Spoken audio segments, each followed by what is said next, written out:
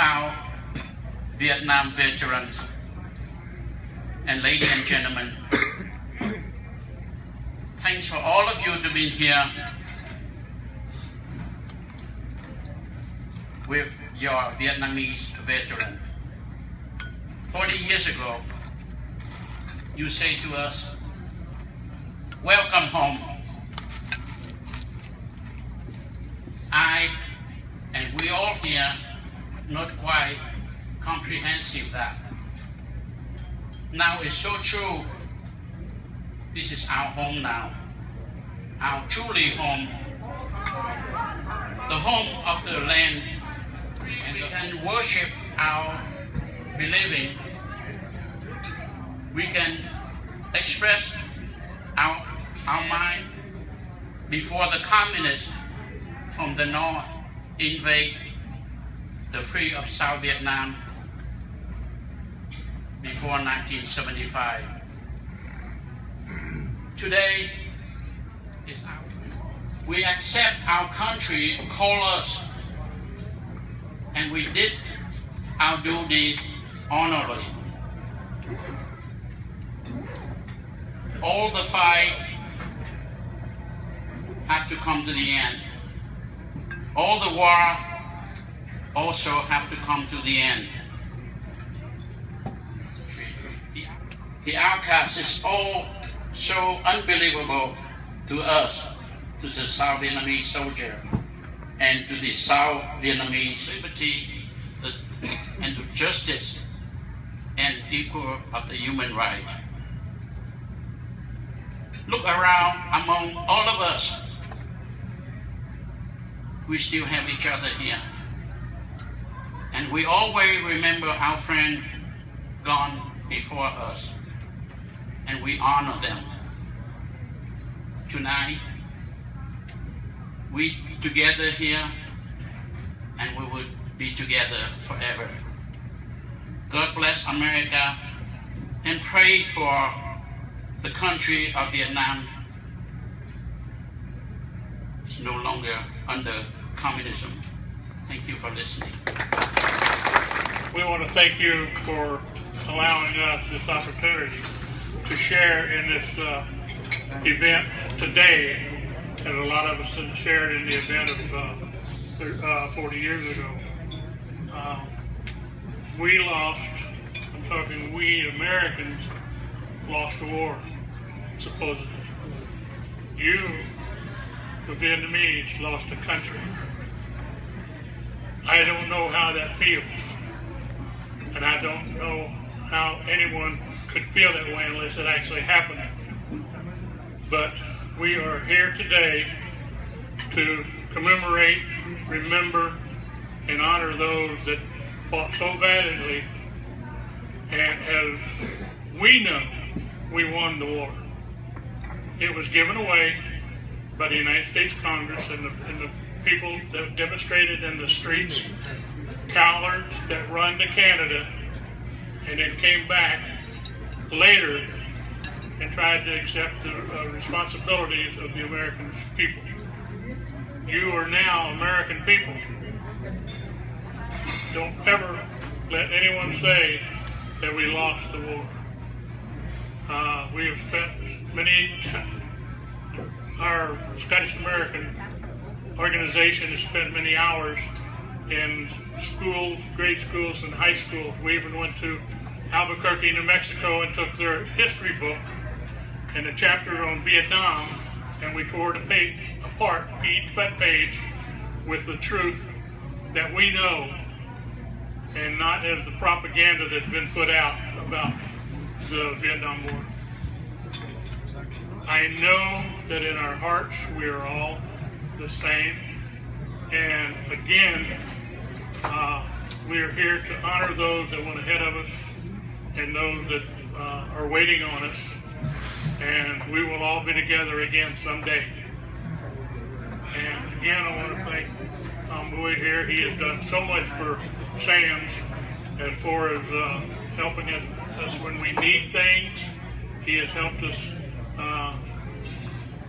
gain some insight and meet some of the Vietnamese people in the community. And it is our honor to do anything to pay him back a portion of what he's given to us. And thank you very much for having us here today.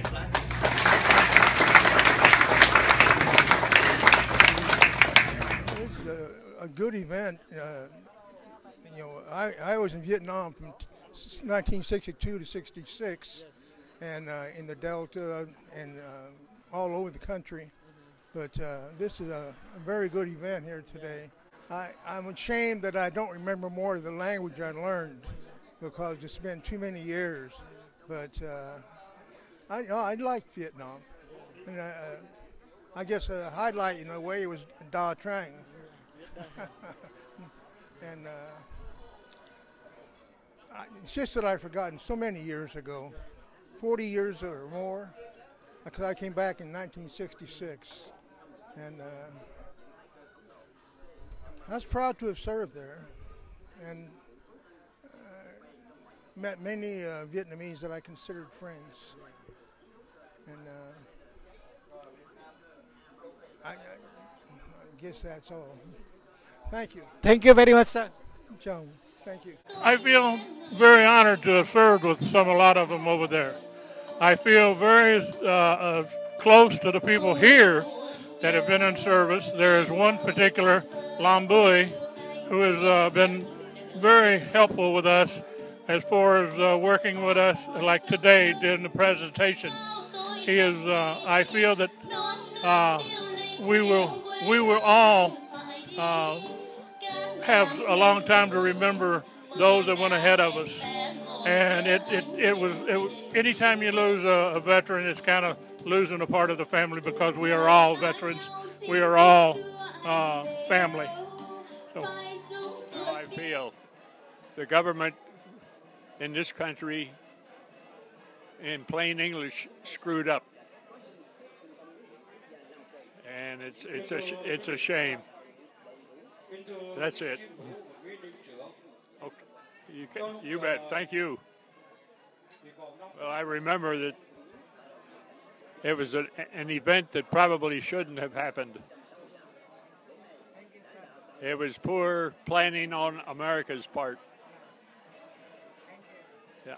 We're the Scottish American Military Society, and our goal is to promote veterans of all wars and keep them in the attention of the public.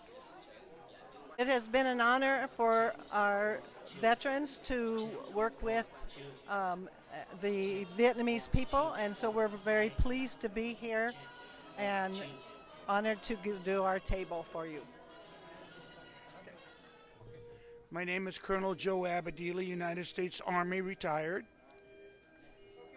How do you think that 40 years before 1975, and what do you remember for the Vietnam Army working together with you before? The Vietnam Army was very, very good, and I'm very glad that they're having this event today, because this honors the Vietnamese Army and the Air Force and the Navy and the Marines, and it should have been done a long time ago. So I'm really proud to be here to support this event.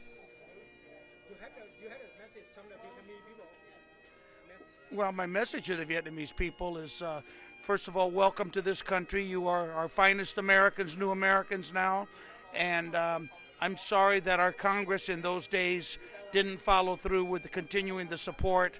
The Vietnamese soldiers and sailors, airmen and Marines fought bravely. They fought all the way to the end until they were ordered to stop, and they ran out of ammunition, and a lot of people don't know that.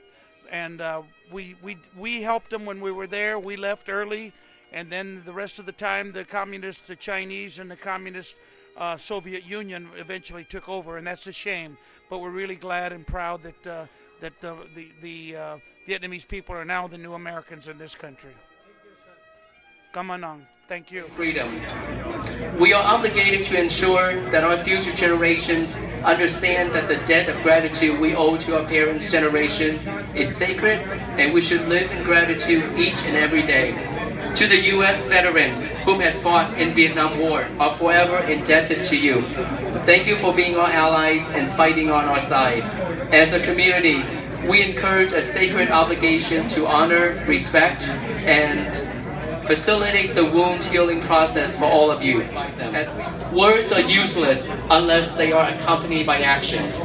As U.S. citizens, the Vietnamese Americans will play our parts in letting both the state and federal legislature know that our country should continue to fulfill promises and commitments to the men and women who serve to protect freedom.